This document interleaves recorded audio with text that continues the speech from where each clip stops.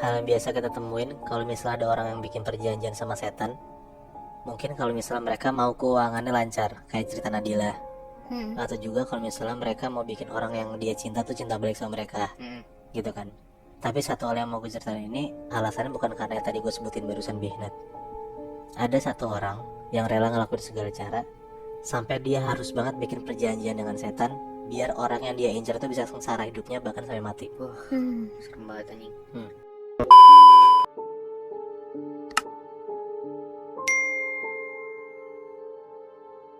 Ada orang kita sebut aja namanya Franz.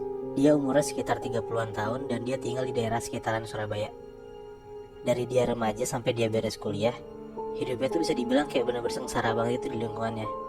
Dia dibully sama teman-temannya, ditinggal orang yang dia suka, sampai pernah dicelakain sama salah satu gengan kampus waktu itu. Dan itu tuh bener-bener ngebekas banget lah hidupnya si Franz ini. Nah sekitar tahun 2020-an, pas lagi pandemi kan orang jadi pada susah dapat kerja kan. Nah ada satu orang baru masuk nih ke tempat kantornya Franz kerja ini. Orang itu namanya Rian. Si Rian ini ternyata adalah salah satu anak kampusnya Franz yang waktu itu pernah ngebully Franz sampai si Franz ini trauma. Awalnya Franz kaget banget lihat Rian masuk kantornya dia, karena tadi gue bilang kan kejadian itu ngebekas banget di hidupnya Franz kan. Nah makanya itu dia gak bisa ngelupain sampai detik ini juga. Sampai pas si Rian negur Franz pun juga Franz masih males gitu loh nanggepinnya. Nah tapi lama-kelamaan setiap Rian ketemu Franz tuh, Rian tuh kayak being nice banget Bihnat. Kayak kelihatannya udah berubah banget lah dari zaman kuliah sampai sekarang dia udah kerja bareng di kantornya ini. Iya. Karena Rian mikir juga sama-sama udah gede kan, ya masa lalu aja gitu. Pelan-pelan akhirnya Franz luluh tuh. Dia mikir kayak, ya udahlah, si Rian udah berubah, jadi ya gue harus berubah juga, ngapain gue masih baper gitu kan.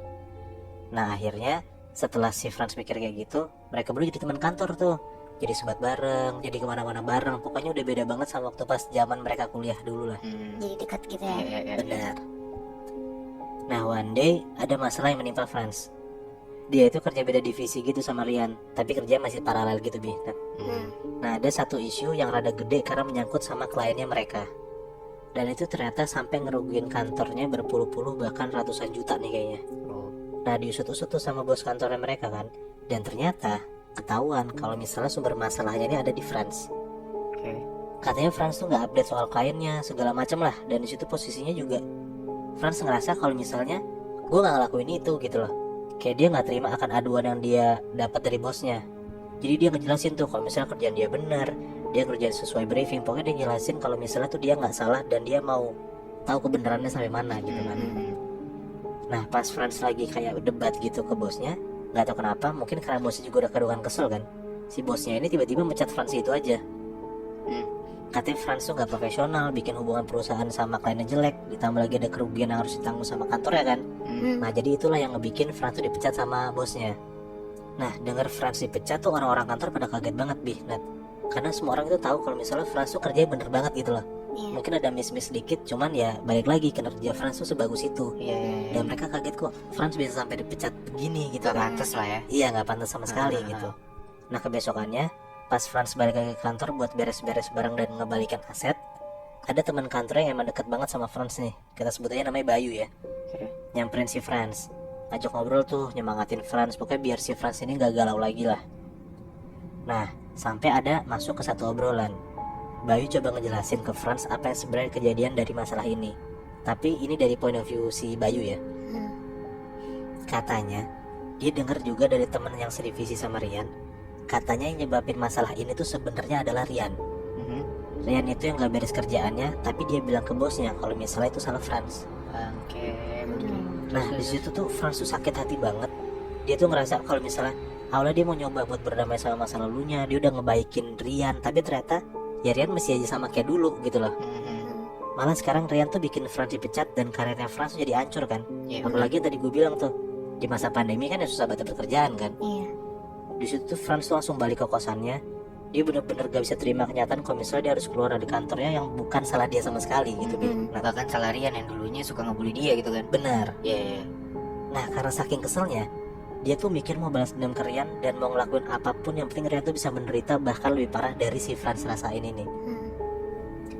Nah malam itu juga si Franz itu nelpon saudara yang dulu katanya pernah pakai ilmu hitam buat kepentingan pribadi si saudaranya ini.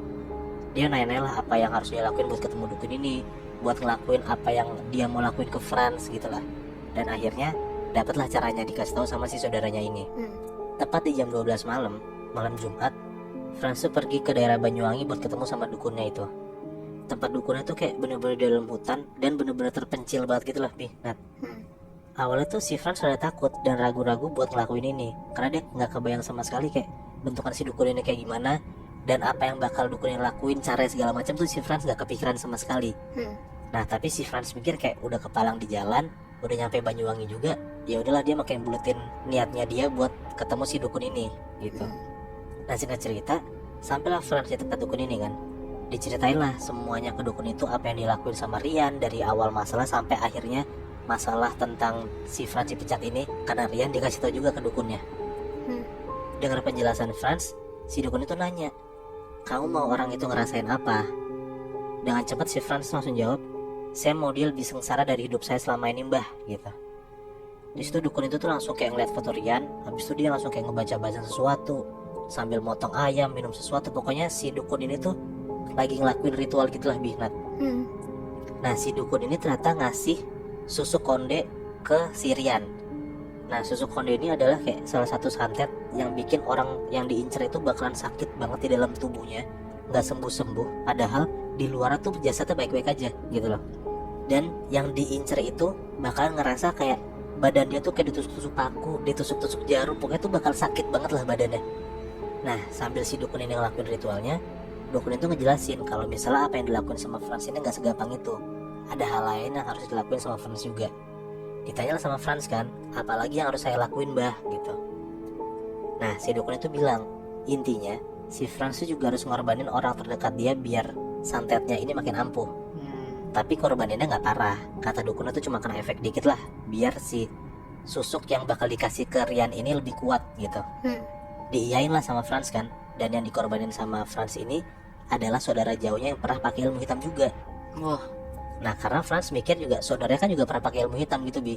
Nah, Franz tuh mikir kalau misalnya saudara yang dikasih ilmu hitam, Franz tuh ngerasa ya mungkin ilmu ini nggak bakal nyampe juga ke saudaranya. Gitu loh. Agak-agak cari aman gitu ya. Iya, bener. Dan si dukun tuh juga bilang kalau misalnya si saudara Franz tuh bakal dapat garansi kalau misalnya nggak bakal sakit-sakit banget kan.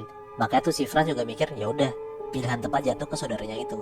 Oh, berarti ngorbaninnya bukan kayak ngorbanin jiwa gitu. Bukan. Oh, oke. Terus. Dan ternyata bener, beberapa hari berselang Franz tuh dengar kalau misalnya Rian tuh nggak masuk kantor 3 hari karena sakit yang nggak jelas apa. Si Bayu tuh bilang katanya dokter pun juga nggak tahu Rian tuh sakit apa, karena pas dicek sama dokter pun nggak ada apa-apa gitu, Bi. Dan tapi si Rian ini ngerasa kalau misalnya tuh badannya hancur banget kayak ditusuk-tusuk jarum. Tapi di sisi lain Franz pun juga dengar kalau misalnya ternyata saudara jauhnya tuh juga lagi sakit yang mirip-mirip sama Rian, tapi untungnya nggak separah Rian. Di situ tuh Franz tuh ngerasa seneng banget dan puas banget lah denger Rian kesakitan. Dan Franz tuh ngerasa juga tenang kalau misalnya saudara tuh juga sakit tapi nggak sakit-sakit banget kan. Ya, berarti berhasil lah ya. Iya. Berhasil banget gitu. Bener. Nah, 7 hari berselang, tepat di hari yang sama, Franz dapat kabar kalau Rian itu meninggal. Oh shit.